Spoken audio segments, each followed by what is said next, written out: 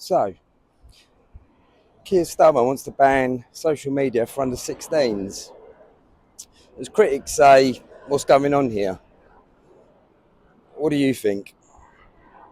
Now, I've got two young kids, and to be honest with you, I'm actually behind it because I think social media can be fucking evil sometimes, really, really bad. Now, there's a there's another sort of agenda with this though. I mean, is it going to lead to banning it with adults in a way? Is it going to sort of like, with free speech and things like that, is it going to affect that?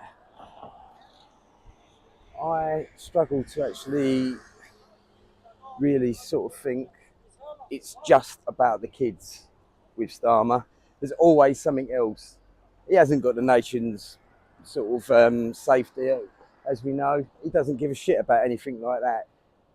He's on his last leg, so he wants some legacy thing where he's done this with Andy Burnham, like if that's all going to go ahead and take over. So it is hard to think that there's not more behind this. And I've got to admit, as much as I am behind the ban, sort of in its wholeness, for goodness, for children.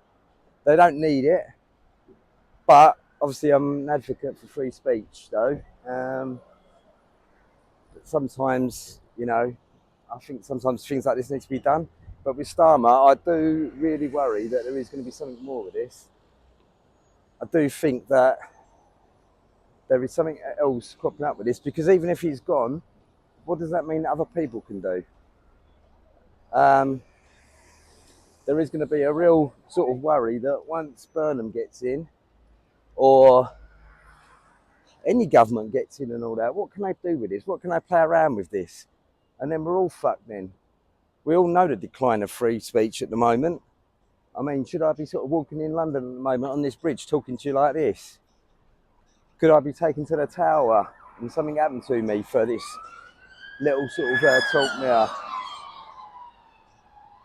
Actually, all I've heard as I've been walking along anyway is ambulances, police cars. This is Khan's London. Welcome to it.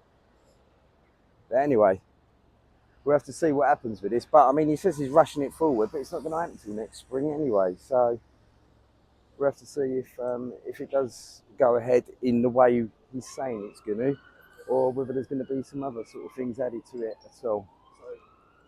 We will wait and see. Right. Now, I do get the fact of, like I said, like protecting children with this, and Starmer was saying about the fact of, would you in real life, offline and all that, let kids meet adults or speak to them like in that way? Which, yeah, all makes sense. His PR team are sort of putting it together like that, but as we know, like, just doing all that doesn't mean that everything's sort of rosy and all that, and that's the reason why he's doing it. But in a positive way, I still can't help but think that is a good thing. So like I said, I just hate to see kids subjected to the shit and the vile crap that social media churns up, even for adults, let alone like kids from like 11, 12, 13, 14, around them ages when they're going through so much anyway. And you've really got to sort of think that their hormones and what's happening to them at that point. They've got enough going on without being subjected to the stuff that we see constantly all the time. Is too much for us, let alone for children or teenagers. So I can't help but being behind it for that reason. Now, when it comes down to any other reasons, like I said, I also agree that I think there's more behind this. But weighing up the good and the bad and all that, does this have to be done though, even if it's going to sort of lead us on a road to other things being clamped down on? It does come back to that authoritarian sort of way of free speech and the start of it all being shut down, the nanny state telling us what to do, what not to do.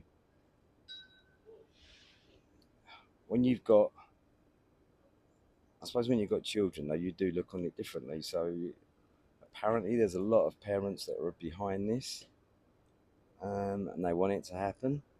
I know it's happened in Australia, um, so we have to see how this plays out. Really, I suppose, like I said, I hope there isn't more behind it, but I think overall, there's got to be with him. There's got to be because there always is. There always is something else.